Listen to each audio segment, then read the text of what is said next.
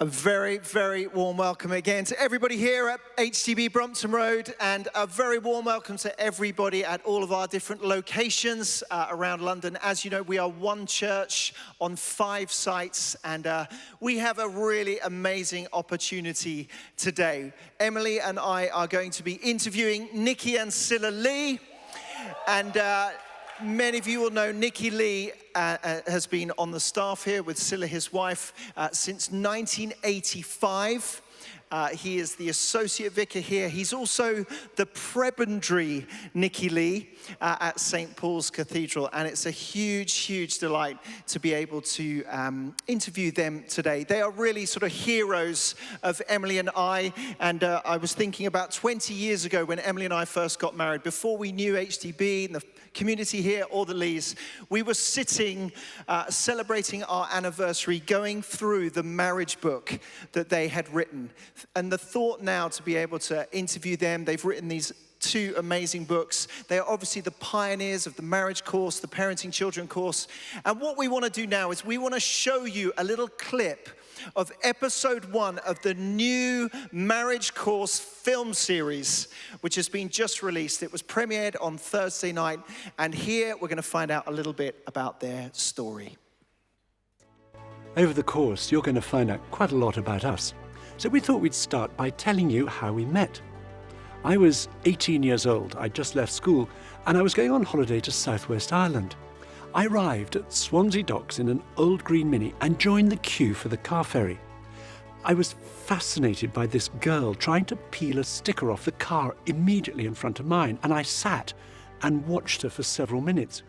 Then a great friend of mine suddenly appeared at the car window and said, "Nicky, I want you to meet my friend Sila." And she introduced me to this girl peeling off the sticker. Well, I became even more intrigued when she spoke to me. We ended up next door to each other on holiday for 2 weeks, and I fell madly in love. But I didn't dare say anything, just in case she didn't feel the same way.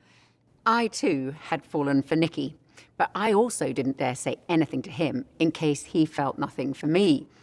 Then, the day before I was about to leave to go home, there was a group of about 15 of us, all teenagers, playing a game in this huge old Irish house with all the lights off, called Bear in the Dark.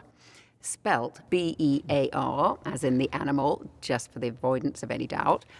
And Nicky and I just happened to find each other in the dark in a room at the far end of this house, which was really my plan all along. Actually, I think I engineered it. Well, however it happened, that's when we had our first kiss and discovered that our feelings were mutual. So we started going out, and then 4 years later, we got married. Our experiences over the last 42 years have been typical of many couples. We've moved house 5 times, we've lived abroad for 3 years, we've experienced the birth of our 4 children together, Kirsty, Benj, Barney and Josh, as well as all the hundreds of broken nights that followed. We've known the exhaustion and the joy of having young children, and also the worries and the fun of parenting teenagers. Our children have all left home now, and 3 of them are married with children of their own. So we know what it is to be parents-in-law and grandparents. We've had times of illness and financial uncertainty, as well as times of really great shared memories and lots of laughter. Our marriage has been an adventure of changing and growing together, continuing to get to know each other better over the years. I know, you want to hear more, don't you? You want to hear more. And the thing is, you can hear more. So please, would you give a very warm welcome to Nicky and Sila Lee.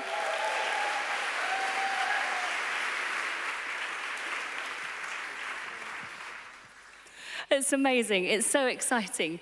Sort of even hearing just a little bit of your story. So we've heard a bit about how you guys met. But how did you become Christians? How did you even come to faith? Well, the journey started for us. I didn't come from a church-going family. And when I went to university, I met this very nice Christian. And we started to talk about having a personal relationship with Jesus. And that it intrigued me. I couldn't get my head around this idea. But I started to explore Christianity. But there were 2 people I didn't want to tell about my exploration. One was, I didn't want to tell Sila because Sila can sometimes jump to conclusions, and I wanted to work it out in my own head first. And the second person I didn't want to tell was my best friend, Nicky Gumbel, because Nicky at that time was an atheist. Nicky Gumbel, just in case you, some of you may not know because you may be here for the first time, Nicky Gumbel is the vicar of HTB. Anyway, he had the room next to mine at university, and Nicky had said to me, if someone who calls himself a Christian comes to the door, don't let them in. If you let them in, you might not be able to get rid of them. Well, I didn't tell Nicky at the time, actually it's too late. I've got to know this very nice Christian. So this went on for me for about 6 months, exploring Christianity. And then I got to the point where I thought, I think this is true. And I prayed probably my first really honest prayer, which was, God, I think you're there. If you are, you need to convince Sila as well, because I don't want to become a Christian if she doesn't. So that Friday night, when Sila came up to Cambridge, I met her off the train, and I took her to hear a talk about Christianity. And she was very surprised. Normally went to parties on a Friday night. And what had happened for me over 6 months happened for her in 24 hours. And the following night, we both gave our lives to Jesus. And, and literally we did it together. We both knelt down, said to Jesus, please come into our lives. And first person we wanted to tell was Nicky Gumbel. So we rushed back, told him, and he was horrified. Absolutely horrified. And Nicky has always been the kindest friend, and he thought he must rescue us. So in order to rescue us, he started to read the Bible to persuade us not to be Christians. But 48 hours later, he became a Christian himself. So that's the story. So good, and it's been an exciting week. We've just launched the new Marriage Course film series. The most exciting thing about that, Nicky, is seeing the different hairstyles that have happened over the years. A pretty dramatic hair loss when you compare, photos then to now. But just say a little bit about what you've been involved in at HTB over these last years. Well, we actually started coming here as members of the congregation in 1977, literally just after we got married. And it was very exciting, lots of young people, everything just starting to grow. And Sandy Miller was the vicar at that time. Then, in 1985, Nicky got ordained and we came on the staff here. And actually, the first thing that Sandy asked us to do here was to run both Alpha and do pre-marriage with the couples getting married here. And Alpha was the only Alpha in the whole world at that time. We ran both of them in our homes. We started with the pre-marriage course with 5 couples in our home, and it has grown and grown ever since. And actually the most exciting thing is now we run it 3 times a year with over 150 couples. And many of those couples are not from the church community at all, but wanting to come and either explore getting married. They may not be engaged, but they want to come and explore what that's about, or they're engaged and they want to prepare. And that is really exciting, because I think for many people today, they're looking for help. People want to make their relationships really good, and they're looking for help. And we're so excited that we as the church have these new films which are available for any church, but to find out the very practical truths about relationships. And it's great for us to be able to have you here right at the start of our series on relationships. And obviously we all have relationships, whether that's friendships or with people at work or neighbours or parents or with a partner. But what would you say are keys to having really healthy relationships? It was so interesting listening to that reading from James, and how he talks about be quick to listen. And our experience has been there is nothing that is more important than listening to another person. And actually, well, if I can say this, one of the dangers in a long marriage is we assume we know what the other person thinks and is about to say. So we jump in, or we switch off, or we give them advice before they've finished. But actually, we've realized we don't know what the other person is thinking or feeling. And that's true not just in marriage, that is true in every relationship. It's true in friendships, it's true for our parents, it's true at work. we have to find out from the other person and what they are thinking and feeling, what's important to them right now, what do they need? And the only way to do that is to take time to listen to them. And I have to say, I think I am not a naturally good listener. So I have had to learn a lot in the 43 years of being married, and I'm still learning. And actually, you know, marriage is a very, very good place to learn and to get better at listening. But I think one of the biggest things I've learned is, I mean, particularly in marriage, but in any relationship, is to ask questions, ask questions, ask questions. Draw out the other person. And I'd say if any of you here have just started to date or you are thinking of dating, on your first date, ask questions. Don't talk all about yourself. Ask the other person. Go with a list in your head. You don't need to have it on a bit of paper. Just in your head, just think of about 5 questions which will draw them out. Yeah. But the other thing, really, what I wanted to get onto was this thing of time. Because if we're going to build a relationship that's going to flourish, we have to give it time. And that's true for every relationship. I remember someone once saying, you know, plants, if they are to thrive and flourish and grow, they need water. And some plants last longer than others without water. But ultimately, if they don't have water, they will wither and die. And it is exactly the same with relationships. Unless we give time to our relationships, they will not flourish. We will not be connected. And that's why, the listening, but prioritizing time is so, so key for any relationship, friendship. And one of the best bits of advice we ever got was really a year into our marriage, was to date each other and never stop. So we now have had a date over the last 42 years, every week, in order to give each other time.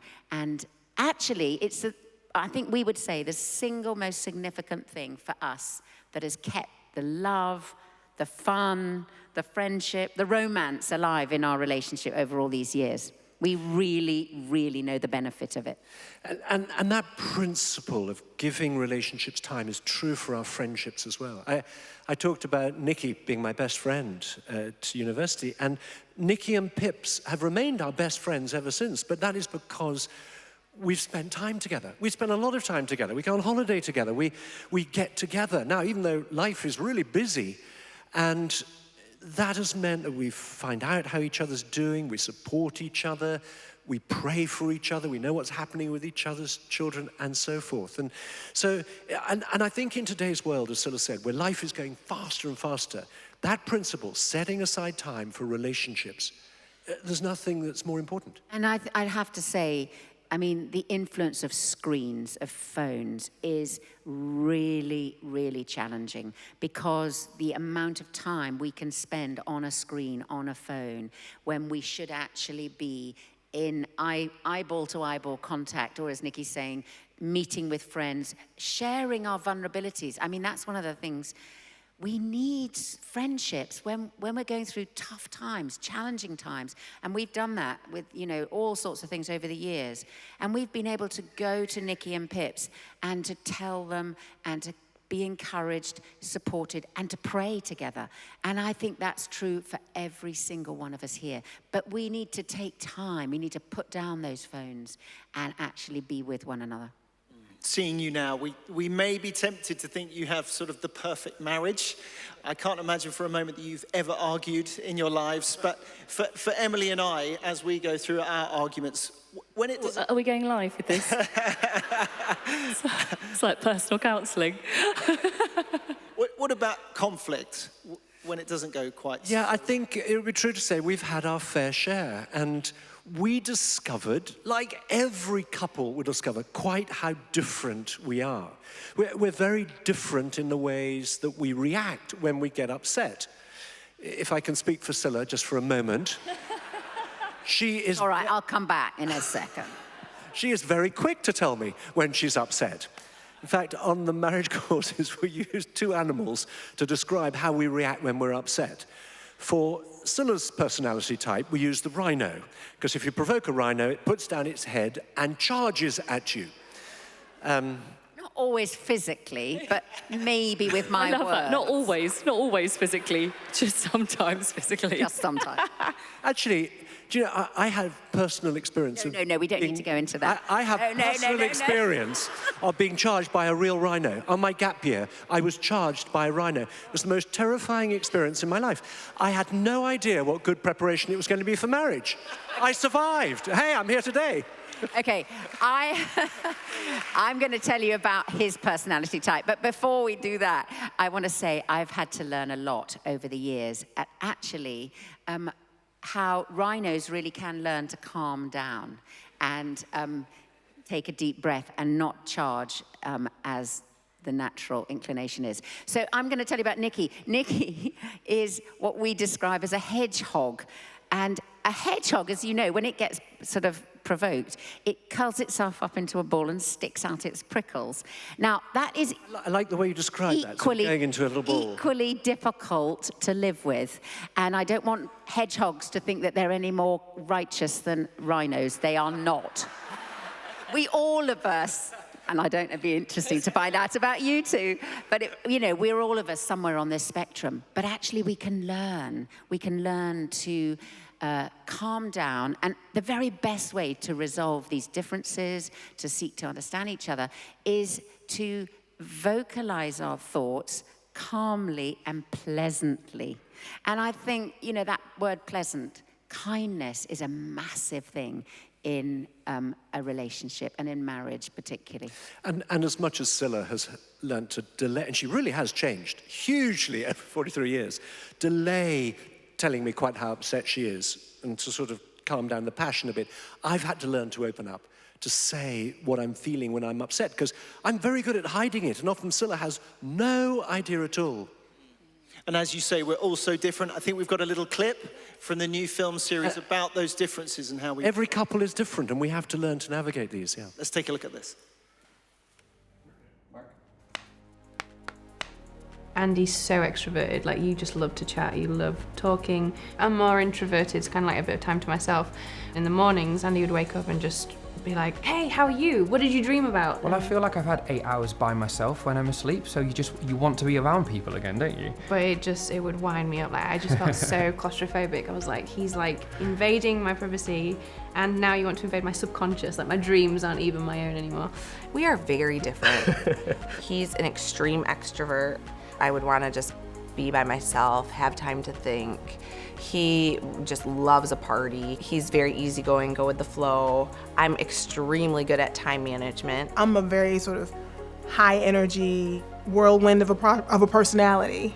And Tony's way more laid back. So very much that wanting him to have, more plans and more energy and more, and I'm looking at him like, you're on a break. And as you can see, hers is a mile a minute. And I'm like, whoa, yeah. Slow your roll, babe. Slow your roll. Back it up a little bit. He's always telling me I need to take a nap. And I'm like, I don't need no nap. He's more outgoing. I'm not, I'm, again, very shy. We're completely opposites. Little things I'm like, you like this food? No, of course not, because I love it. But we've learned that the things that make us so different are actually our strengths. 我是急性子，做什么事情说了立马就去行动的。是我呢是在做之前我要花很多时间去思考，之后再去做。比如说我们说我们两个商量一起来去收拾屋子打扫房间，我说这样我去收拾卧室，你来收拾客厅。然后10几分钟过去以后，我把卧室已经收拾干净出来了，他还在沙发上想我从哪里开始。That's so good. Can I just say, one of the things we've realized from these marriage courses spreading all around the world is that these principles, and these are biblical principles at how we build relationships, are universal because they're God's principles for loving. And they work in every culture. And I wanted to ask you as well, obviously you're married and we're married, but we've got loads of friends who are single, some of them they love being single, they love it, they enjoy it, and others of our friends who, actually they would quite like to be married at some point. What would you say, what would your advice be to people who are single, particularly who are finding it quite difficult because they would actually love to be married at some point? I think one of the first things I'd say is, we love being part of a community that's made up of married people and single people. together.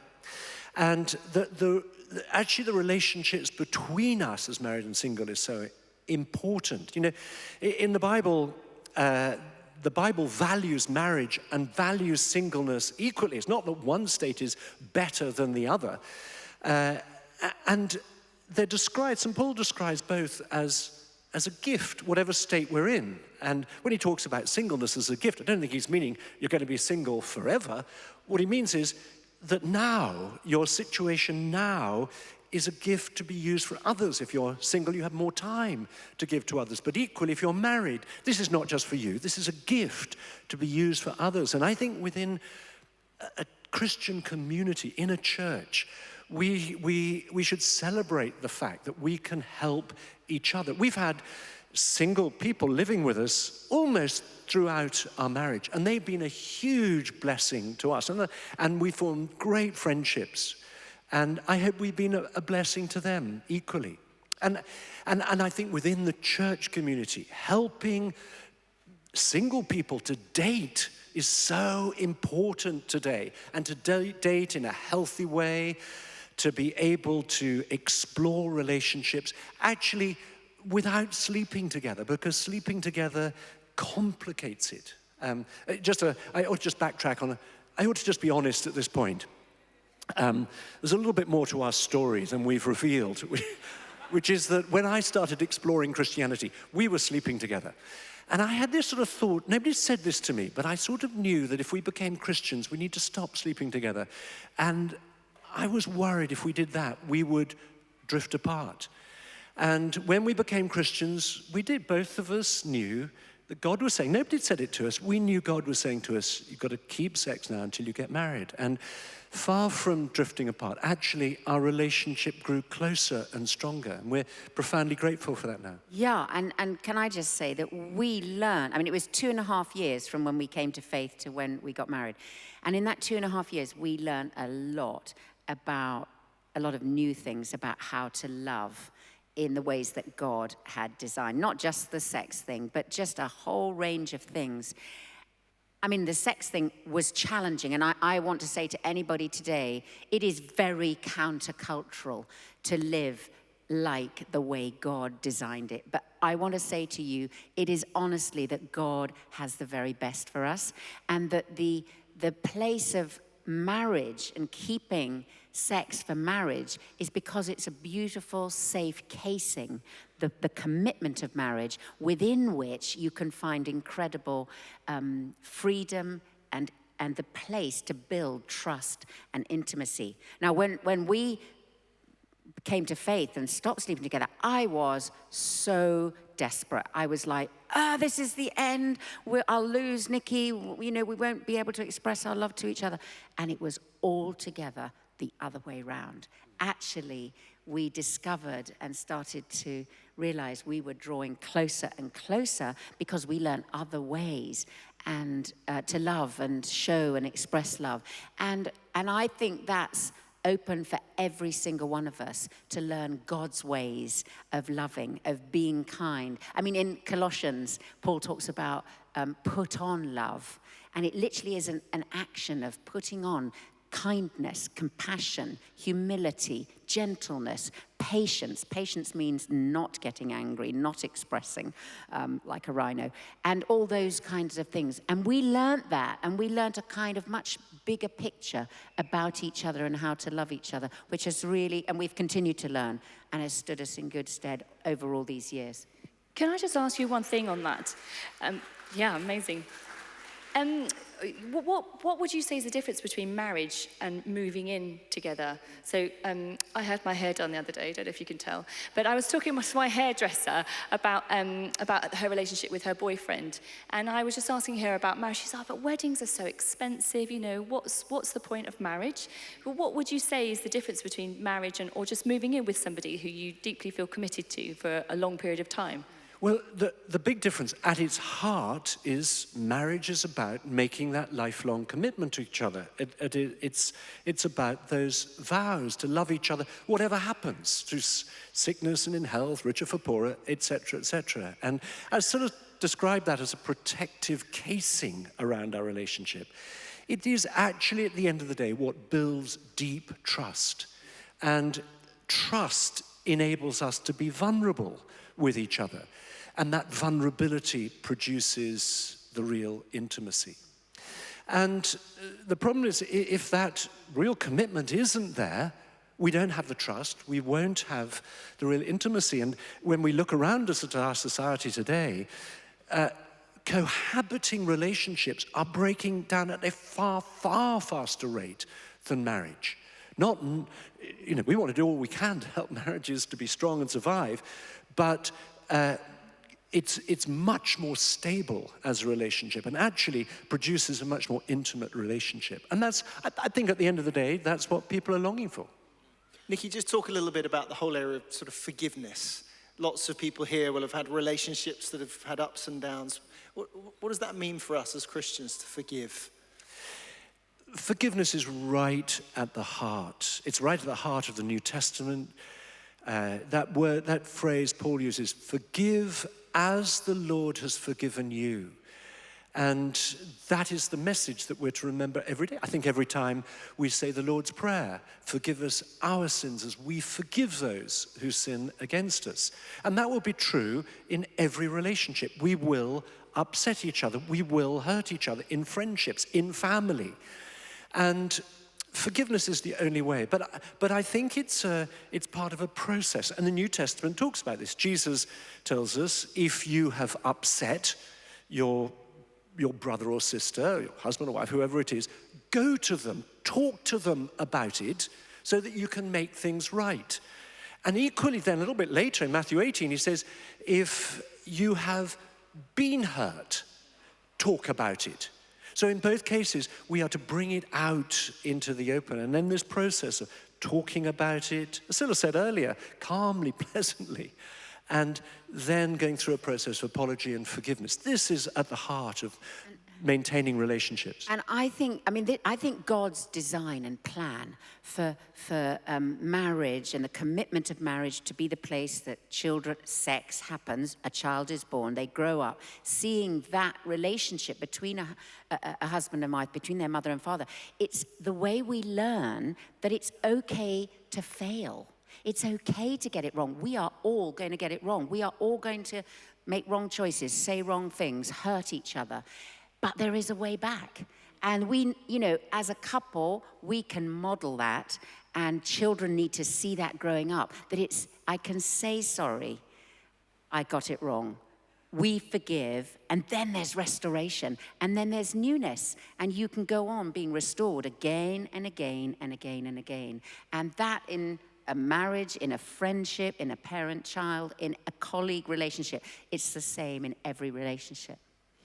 Now, there are many different stories here in this room, different backgrounds, different histories. And what would you say, what would be your sort of one piece of encouragement to us today? Shall I go first? Well, when it boils down to it, I think life is really about relationships, the beginning and the end. Jesus, when he was asked what is the most important of the commandments, he said, love the Lord your God with all your heart, your mind, your soul, your strength, and love your neighbor as yourself. And I think that's what it's about. And I think the amazing opportunity that we have as the church is Jesus also said, as you love one another, others will know that you're my disciples. That we can model the love that Jesus has modeled to us. And that is so powerful and attractive to other people who don't know Jesus. And the model of love in the New Testament is about the emphasis being on giving rather than getting. And I think for all of us, so often our instinct is, what can I get from this relationship? But relationships don't work like that. They only work when we focus on what can I give to this other person, whether it's my friend, my mother, my child, my work colleague, my husband or wife, my partner, whatever it is. What can I give? And I remember 2 days ago hearing a couple called Maurizio and Karina. They were an unusual couple because they did the marriage course and Alpha at the same time. Most couples go from one to the other, but they were neither of them Christians. They came and they became Christians on Alpha. And I remember Maurizio saying that it changed his view of what marriage was about. And he said, before, I would ask myself, what has Karina done for me today? And he said, I started to ask myself, what can I do for Karina today? And then he added, and strangely, that has made me happier. And I thought, wow, that's a profound insight into what Christian relationships are about and why God's ways are the best ways for us. Nicky and Sila, we love you, and we want to honor you both today. So Nicky and Sila Lee, everyone.